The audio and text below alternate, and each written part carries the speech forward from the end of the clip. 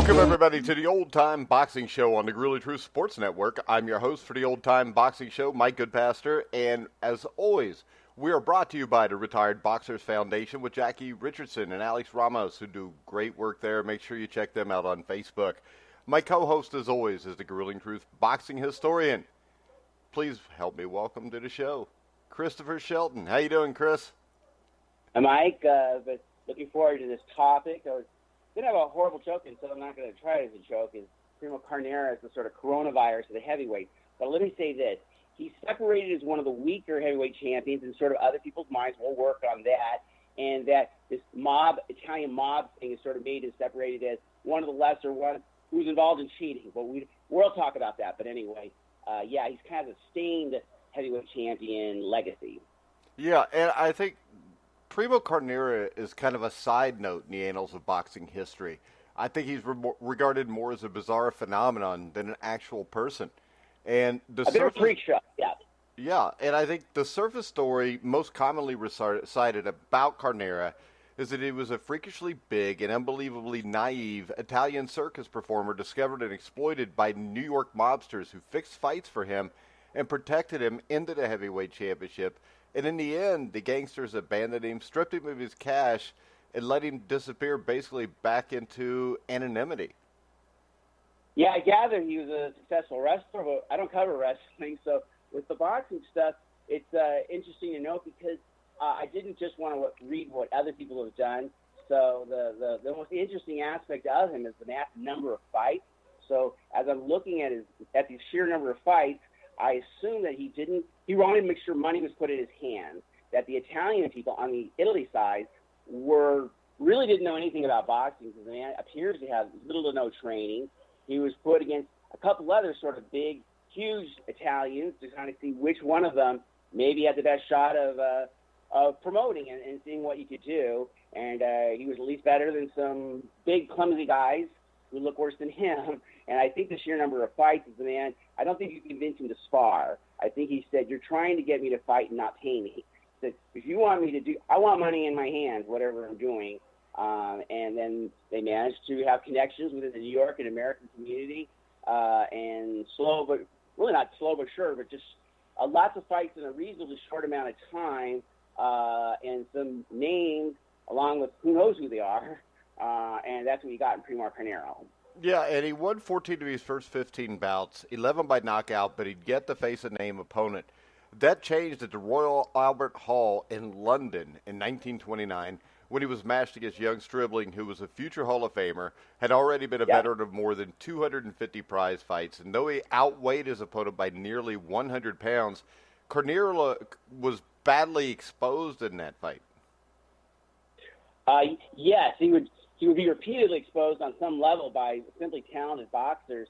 And the basic strategy with the better boxers, with the bigger guys, I guess you're just getting used to what he can see and what he can take. And with the smaller boxers, the belief was it was going to be difficult for them to land these overhand right to left cleanly and to injure Carnera over a period of 15 rounds, and that your fighter, if you have a better boxer, would gain the advantage in the early rounds and tire in the later rounds, and Carnera could take those situations with a decision and some kind of learning process, because he's clearly learning anything he's learning inside the ring.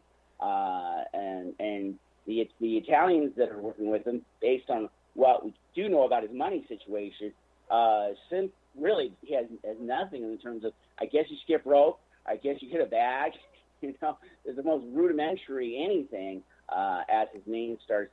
And he's such a physical presence that's hard not to notice him as he makes his name. Who's this big guy from Italy? Yeah, and he ended up hitting Stribling in the back of the head, who collapsed to the canvas. He was declared the winner by disqualification while unconscious.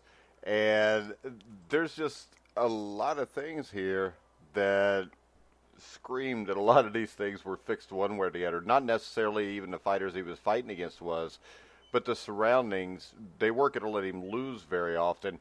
And he came to the States, fought Stribling again, And with Carnera, the fight that stands out to me, and I've read a little bit about it, but not a lot, was 1930, June 23rd, at Shibe Park in Philadelphia, Pennsylvania.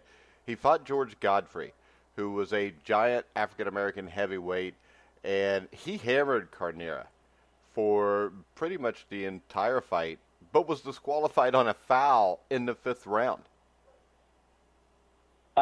Yes, I have to say, because with all the talk of setups and maybe boxers taking dives, I'm not sure it's quite that simple. It does appear to me mostly, he could take a loss, here or there. Not really that many, but it wasn't necessarily going to be the end of the world. These weren't, usually point sort of situations to gain some experience and get name recognition. It largely appears that the goal is to just keep him hanging in there with whatever experience he can get. And so I'm not actually sure everybody, even though some of the boxers have said that they were taking dives, and, boxers sometimes tell the truth or not, but mostly it looks like he's put in fights where he should be able to, in the lesser boxers that are big, he's better than them, and he's getting better because he fights. And then the better boxers, not fighters that are smaller, to just gain what experience you can. And see, at what point is he viewed as sort of a serious person, which in many ways he's not. He's gaining a name, and people know who he is. It's not clear that he's still in any way regarded as somebody serious. In 28, you would have had Tunney beating Dempsey for the second time. Tunney 2 years later retired, 75-1. So there was going to be a switch also as to, do we have a heavyweight champion that Americans or the world respect as a heavyweight champion? Max Schmeling defeated Sharkey in a disqualification. In the fourth round, you and I like Max Schmeling, but it looks like Sharkey landed a low blow, and Schmeling's corner yelled, "Stay down, stay down, stay down." So there was a foul error about the heavyweight division itself, which probably benefited Carnera, because you would say, he's not a Tunney, he's not a great heavyweight or any means, but then there's questions, who is? So why not keep muck the water and let Carnera in the midst of this sort of muddy water advance it a little bit more? Yeah, and I think the early 1930s, after Dempsey and Tunney, the heavyweight division was probably as bad as it's been, Chris. Yes, it really is. Certainly, again, with Dempsey's mass popularity, which really boxing had never seen anything, certainly since John O'Sullivan, and then at least Tunney had respectability as a light heavyweight, and such when he took the crown. And yes, at this point, Schmeling, the disqualification's ugly. Sharkey himself is very popular with the Americans. He had taken a loss to Jack Dempsey when Sharkey has a habit of getting mad and yelling at the referee and not paying attention, and that got him clobbered by Dempsey. So Sharkey's very popular, but he's certainly not looked at as a Jack Dempsey type. And yeah, it's kind of, again, who is the next heavyweight? Now, Joe Louis will soon emerge, but I'm not sure it's clear in absolutely 30-31 where Joe Louis is. And who is going to be the person that you can respect as heavyweight champion. And Primo Carnera is just a freak show, but you know what? It's the heavyweight division in a weak state, and the freak show moved forward. Well, how about this? He may have been a freak show, but from watching film, I think he was better than Jess Willard. Yes, but I would say Jess Willard was specifically set up against. This was 1915 when Jess Willard was specifically set up against Jack Johnson, with not Jack Johnson taking a dive, as Johnson said, but just everything maneuvered. 45 rounds in Cuba, in July. 100-degree weather. Yeah, everything so that the endurance factor, and Willard was a big, strong guy who could simply hang in there and take punches and take the heat.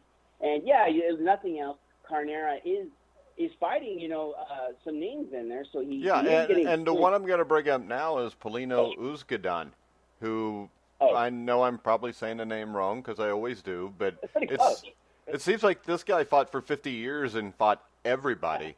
But Carnera, and everything I read about this fight it was a split decision, but most ringside observers had Carnera winning 7 or 8 of the 10 rounds. Yeah, I get to see some of these fights, and I did get to see some of that. And this comes a great Spanish heavyweight in America. I don't think it's really unfair that we do this. We tend to look at whoever the great Europeans are, And at this period, and much later, when we came to life, tended to downgrade them a little bit. But this did not mean they were bad fighters. We just didn't necessarily think of them amongst the upper peer in the world, which we viewed as Americans, even though Schmeling, the German, would have been the champion at this time. And yes, I'm glad we're mentioning these. We're going to mention these later.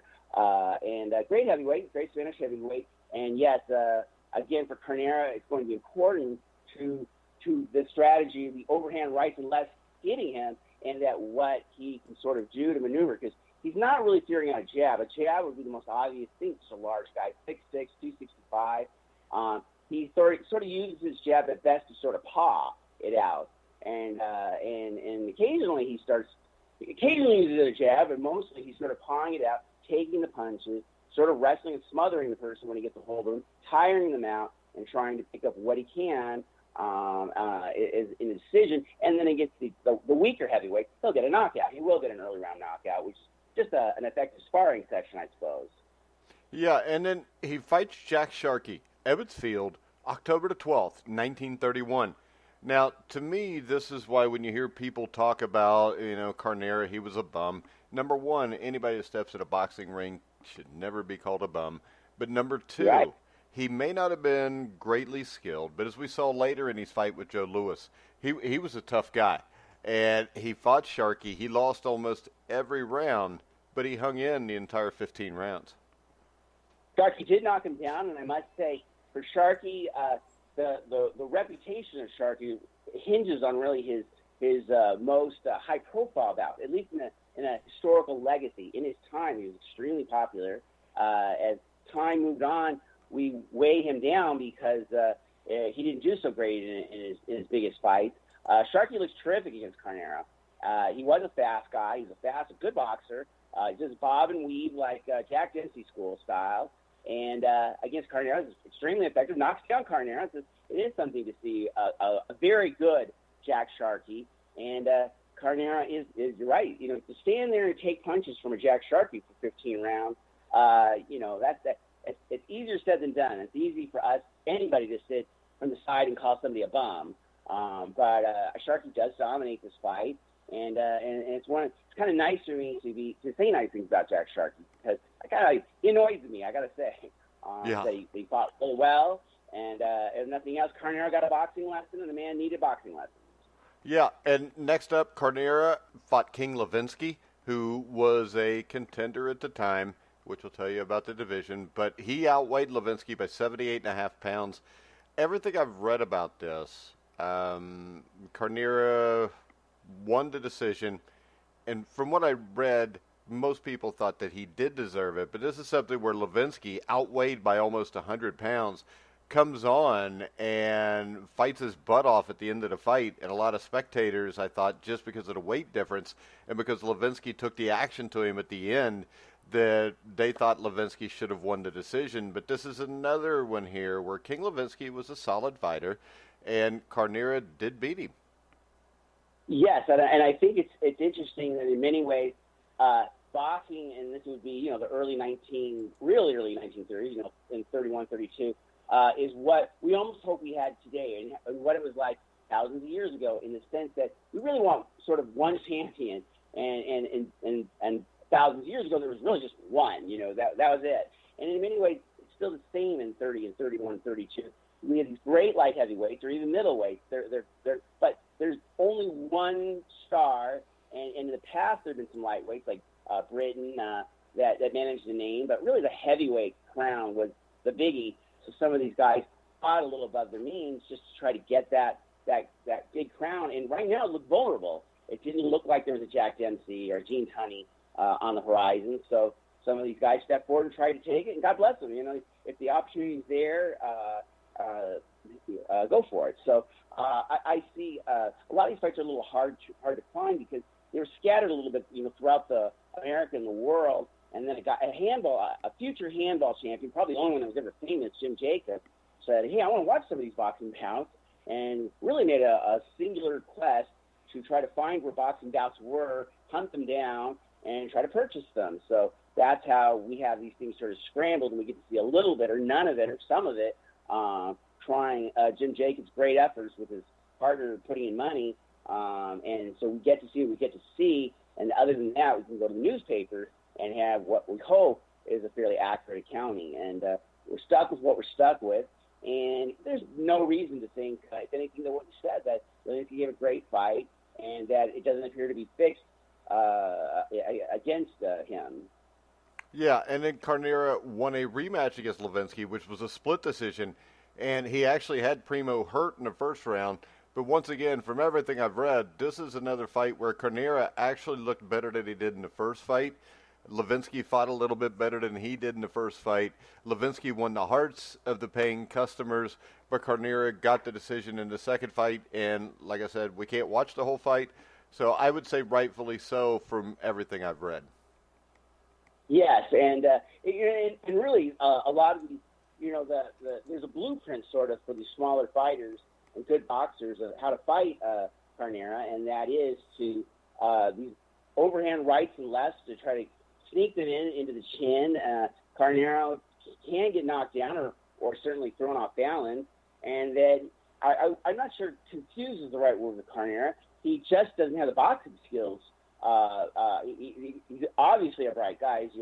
As I get to see him in bout after bout, he is going to learn, but in many ways at this point, he's still learning on his own. Eventually, he's going to start receiving some American training help, but it's not there yet. And so it's a good idea to put him against these good boxers because he's just going to have to see what's coming at him. And then is there somebody with a different or clever strategy against these slightly smaller wannabe heavyweights? And so far, not really. It's just, there's just they're mostly going to be fighting sort of the same way, and that Carnera at this point is just hanging in there. And then seeing, I wouldn't call him a dirty fighter, but then at some point he does try to grab and smother a little bit and use his weight because he's not sure what to do, and then tries to tire him out and then club him and clobber him a little bit. And that's effective. He's a big guy, and when you fight, up in rounds, you get tired if you're a smaller guy.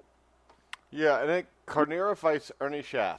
And, of course, Schaaf tragically passed away after this fight.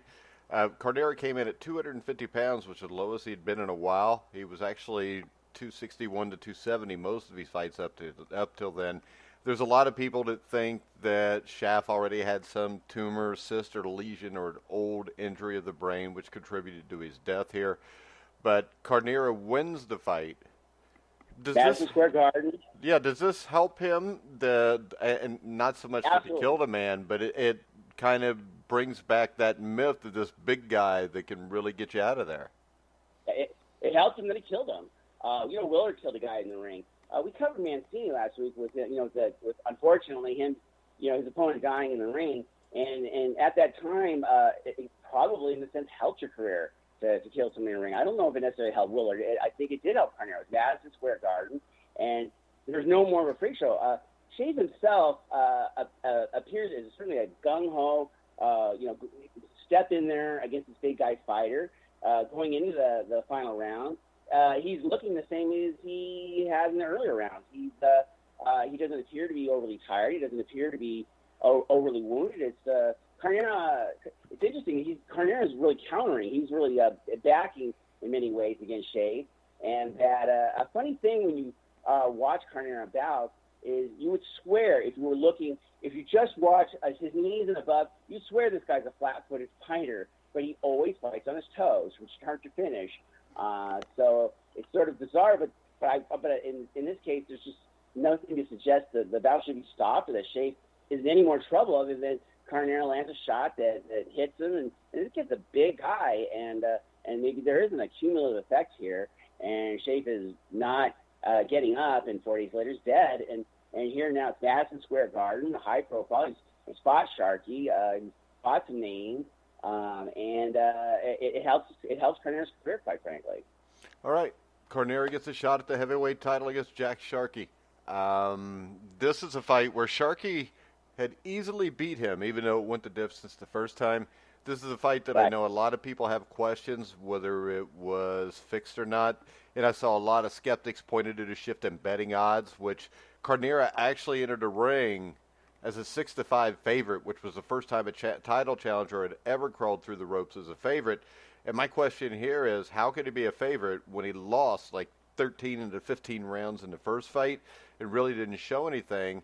And then Sharkey wins, by most accounts, 3 of the first 5 rounds before getting knocked out. Actually, one of the interesting things is between their first encounter, Sharkey had only fought once, and that was against Max Schmeling. And I think Schmeling easily dominates Sharkey. I have to say that I think I think I want to be fair as an historian. And when an American gets robbed in England, I like to say those rotten English judges. I think Americans were giving Sharkey a benefit of the doubt when he beat Schmeling, because I think Schmeling easily beats him. So that's Sharkey's only fight, and I don't think he looked very good in winning the championship. Meanwhile, at the same time, Carnero's fought 30 times. So it's crazy, 30 fights versus 1, and then Sharkey didn't even look good in that one fight.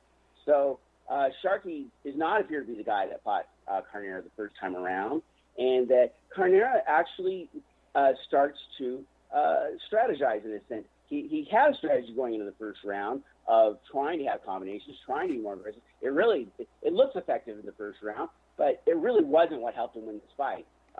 Eventually, and he was just sort of looking like he did on his own, starting in the third round, and Sharkey wins the third round, but then he's realizing Sharkey's coming at him, and to might as well sort of counter and time it. And since Sharkey does appear to be slower, and Carnero's fighting so much, I think he's simply finally starting to time this thing a little bit better.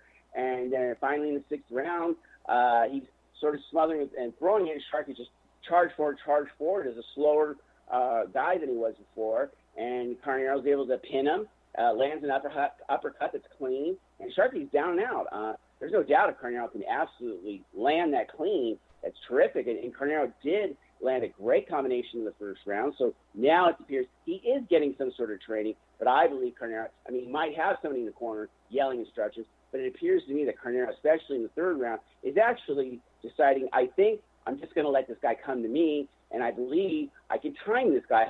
And he's right. That's what appears to be happening in the 6th round. I think he times, aims, and an uppercut. I don't know if he set up an uppercut, but when it was there, he took it. And he was surprised as hell and happy as hell to win the heavyweight championship. And what's going on with the betting odds and such, I'm not sure. I'm not sure if people it's hard to tell, because I can't believe that more people aren't saying, hey, Sharkey lost to Schmeling. Or are we kidding around that he won that fairly? But I'm not sure. Real gamblers don't care about anything except money. And maybe there was some smart gamblers out there, but they said, you know what, I'm not so sure this one might be a surprise. But when the heavy pull of these things happen, yes, they're very much going to be gamblers. Fraud and the fraud isn't enough, and I don't believe it happened in the fight, that you could just pull it and say, you know what, all gambling off. And when we see unusual shifts, especially in New York side, they will do that. But in this case, the fight to me looks legit, and then Carnera, to his credit, was thinking in the ring, and I give him all the credit in the world for that, because there's so many boxers, especially heavyweight. They have one option, and that one option is all they're going to do, and they really don't have much room for adversity. But I believe Carnera was in the right place, right time, against the guy who's a weaker heavyweight champion in my mind in the first place, who also really wasn't fighting as much as he should be, and fighting stupid. So that's a really bad combination against a guy who, nothing else, has been fighting a lot. And throwing a name that, I was just going to say, amongst these two, I try to look at who might have, amongst the black heavyweights, or ring and discriminating for this. The only one I just want to throw, maybe Larry Gaines should have been in there as a thought for a heavyweight title fight, and that's just the only one. And he fought and beat Carnero, but just to throw in a name amidst this weak heavyweight division appears at this moment. But you talk about how weak it was. The great thing for Carnera was his 2 title defenses, I think, were more title defenses than anybody had from the time Tunney retired until Joe Louis showed up. And he beats Paulino Uzgadon again. Then he fights the great light heavyweight Tommy Loughran. He outweighed Loughran. He weighed 270. Loughran weighed 186. He dominated the fight. He beats Loughran. But those 2 fights, Uzgadon and Loughran. Loughran, of course, a far greater fighter than Primo Carnera could ever even hope to be. But that 100 pounds was way too much for him to overcome. And then Carnera enters the ring. I do believe. Go ahead. I was just going to say with the Ustikov fight, I always believe that when the heavyweight champion has a right to, pick out their first one, and he didn't take a chump. He took, a great European fighter, fought in Italy, so that's fair game. But for the United States, we weren't quite as excited as maybe the Europeans were. And then Tommy Loughran actually fights and looks great against Carnera in the early round, and in fact, he looks so good that if he could simply, maintain a rhythm or an energy, he might be able to pull this one out. And Carnera, who I really don't think is a dirty fighter, but I think other people interpreted that like he doesn't have that killer instinct. He doesn't really have that will, which I don't know if it's cheating, but bending the rules. And this time he had it. He didn't want to give it up, so he roughhouses Tommy Loughran in a way that really isn't necessarily the guy you usually see, but he didn't want to give it up. And Tommy Loughran's beating him. He beat him to the punch. And he didn't want to lose it, so he roughhouses him a little bit and actually does wear down Loughran enough that Loughran has to give up a little bit of advantages in as far as the later rounds. And then it's very tough. It's a tough thing to take a fight away from the heavyweight champion when they haven't, it's not clear. And this one wouldn't have been clear. And so many people thought Tommy Loughran gave a great effort. He did. Did he win the fight? I suppose it's fair that Carnera, exactly how I described it, better in the later round, and don't take away his title this way. All right, but Max Baer did take his title away in his next title defense, and from reading all the reports, anywhere from 7 to 12 knockdowns in the 11-round beating that Max Baer gave Primo Carnera. But once again, I think we could question how good Carnera was, but I think when you watch the films from 1930 to 1934, I think he did get significantly better. I think he had a ton of heart. He was just in over his head. Yes. Well, he's in over his head, but this listing of 11 knockdowns or whatever it is ridiculous. I have to say that first of all, I'm going to defend Max Baer because this is when I watch the fan as a fan. As a fan, I just love this fight. As a fan, I love it. It's fun to see the small guys in the American keep knocking Carnera down, the wrestling and such. It's a lot of fun, especially if you're rooting for Baer. But I'm not just a fan. I have to describe something in a fair way. And quite frankly, the referee, Arthur Donovan, his son was a great football player for the Colts. He has I'm not going to use a curse word. He has a rotten job as a referee. Baer does score a legitimate first knockdown in the first round and the 10th round and the 11th round. And then from there's no 10 count. There's no sending Baer to a neutral corner. So Baer is wrestling and keeps pounding away at Carnera. And quite frankly, Donovan's letting him do it. You have to say Donovan did just a rotten job as referee. But meanwhile, Baer is getting these fair knockdowns to initiate these big rounds. And in the second round, their listing is like 5 knockdowns now. Not really. These are wrestling things. Well, Nate Fleischer from the Ring magazine actually said he counted 12. Well, yeah, but these aren't really. There aren't. Max Fleischer, this is us making up shit that isn't true. These are wrestling type things. These are not knockdowns. Legitimate. The first one, the first knockdowns of these big rounds, and then I do believe Baer, by being smaller and such, just got tired. I mean, and wrestling and knocking this guy down. Baer did everything. I mean, he's trying to take this thing away from the Italian. This big guy. I love seeing Baer. And Baer himself, I really don't bear him anything negative, and I think he won the whole thing fair because he's clearly a much better boxer and these first knockdowns. But the rotten job of refereeing by Donovan has to be mentioned, and to say this whole 11 knockdown stuff is nonsense. It's Baer dominating really in many ways, and then Baer has to give up rounds because he has to get he has to make up for having used so much energy in the first, second round, and then when he takes the domination again in the 10th and 11th round. I think it's great that Baer won. Baer won fair and square, but he also, I think if he had had a good referee, you have Baer winning by decision with about 5 knockdowns. I mean, that's a hell of a way to win and take it away from the Italian. But the referee, Arthur Donovan, I usually view him as a good referee. You sucked this time around, and if Americans cheated, we cheated, but we didn't cheat like we would have won anyway. But Baer won fair and square, but he also won fair and square with the cheat. Yeah, and basically that was the end of his career. He fought Joe Louis. Joe Louis, who weighed 196, beat the tar out of Primo Carnera. But Joe Louis, at that age, outside of the Max Schmeling fight, was going to beat the hell out of everybody. This was basically the end for him. And Carnera, once again, though, showed a ton of heart. He did, and it's. I would almost think the entire fight's only 6 rounds.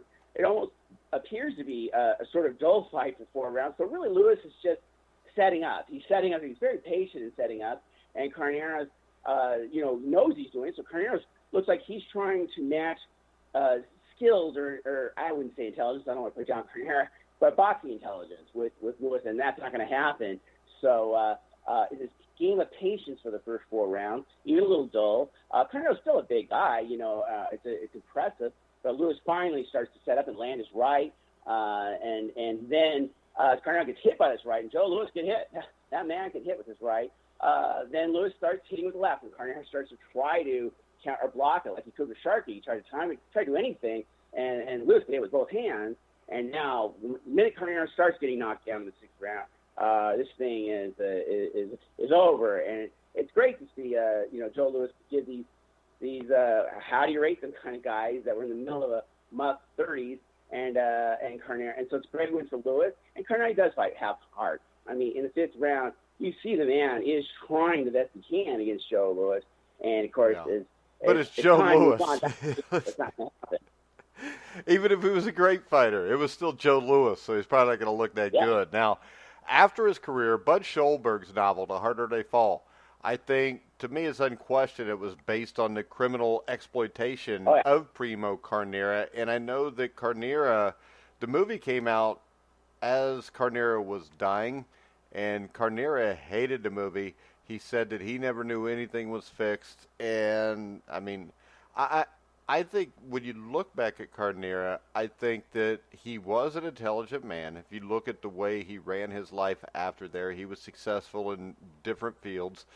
And he had a ton of heart and really no amateur background.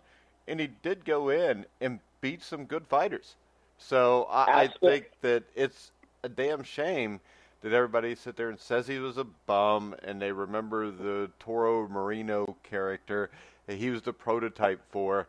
And I think it's just really sad because this guy, when you look at it, got as much out of his ability that he could.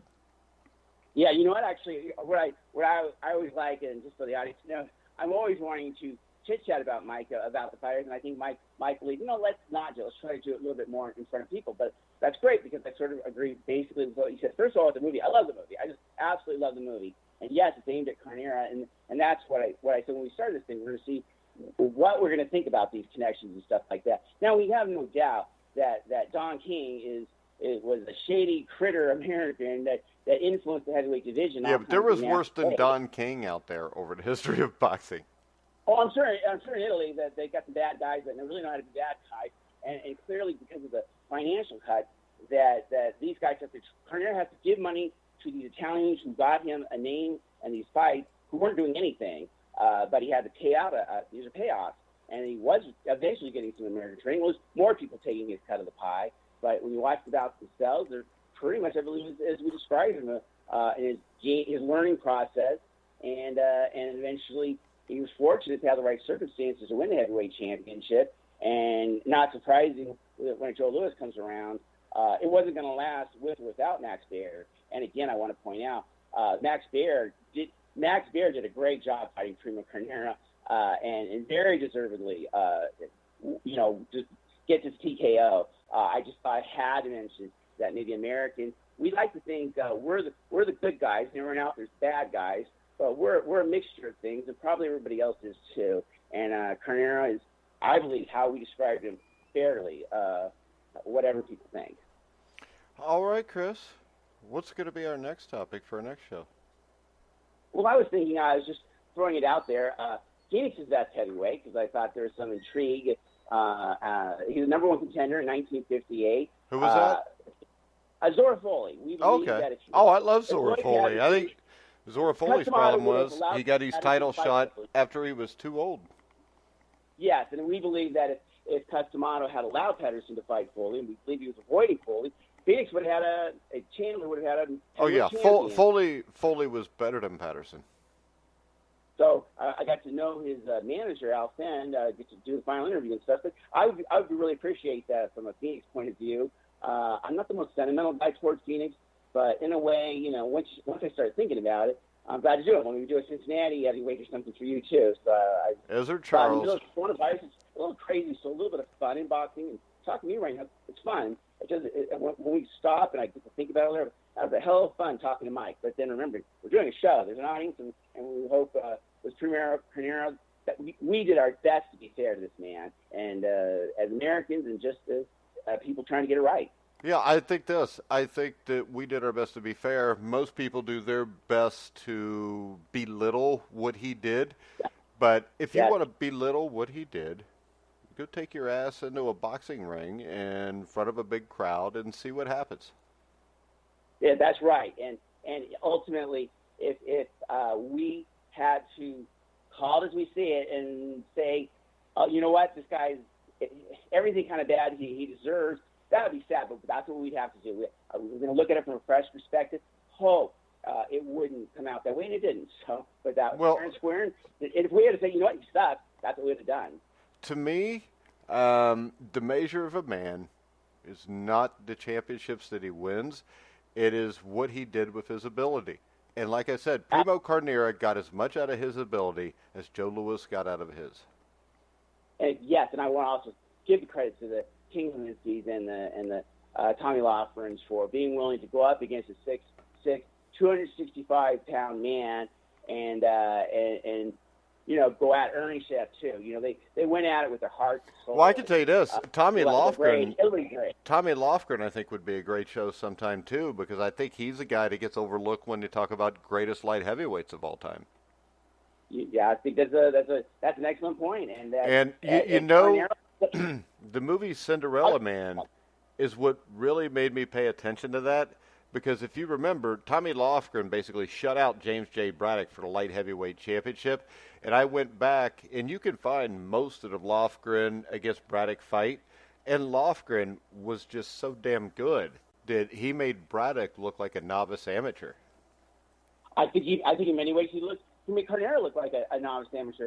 If Carnera even fights sort of where he is and in his learning process, I think he's going to lose this fight.